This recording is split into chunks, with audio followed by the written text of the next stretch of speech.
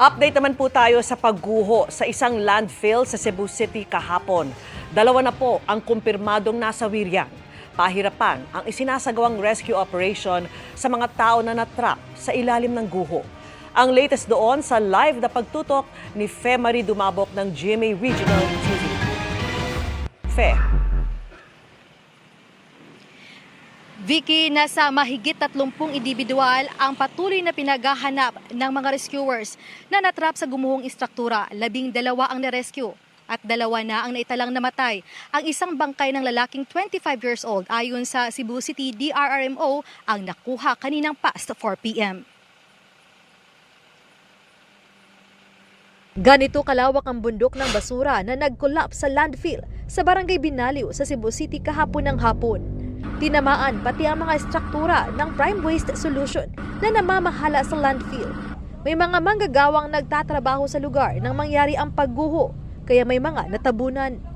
Sa isinagawang rescue operation, 13 ang natagpuan, pero isa sa kanila ay binawian ng buhay. 34 naman ang patuloy na pinaghahanap. Ang isang manggagawa, emosyonal na nag-aabang. Kwento niya, ilang minuto lang matapos siyang lumabas sa warehouse, naganap na ang pagguho. Pero hindi nakalabas ang ilan sa mga kasamahan, kabilang ang matalik niyang kaibigan. During that time, akong mga kauban diha, kuan mi kabuhok, makuha nila ba, ma-rescue nila. Bisag bahala kuan na sa kuan. Low sa kayo. Kung dito pa ko, apil kita ko diha. Ayon sa kanya, wala umanong indikasyon sa mga nagdaang araw sa nagbabadyang trahedya at hindi nila inakala na guguho ang gabundok na basura na ayon sa kanya ay nasa 200 meters ang layo mula sa istruktura. Kung wala pa rin dahili, layo-layo raw tayo. Layo pa ni siya. Building man na, building na sa taas ayo na. Sa taas ito. Pila ka meters man ka? 50?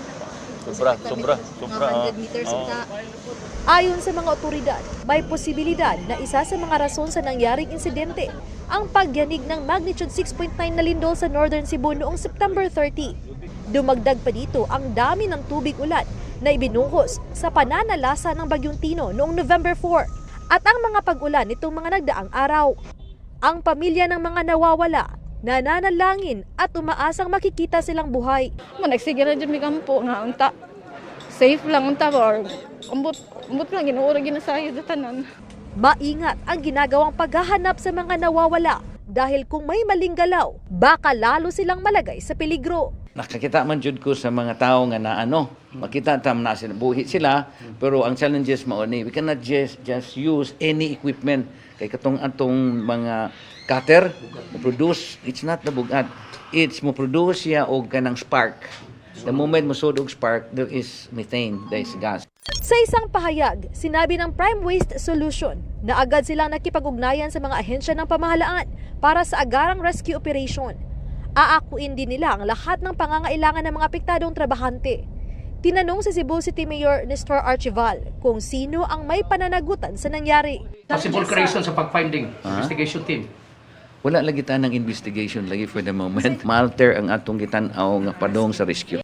Dahil suspindido ang operasyon ng landfill, naghahanap na ng paraan ang Cebu City LGU kung saan itatapon ang mga basura.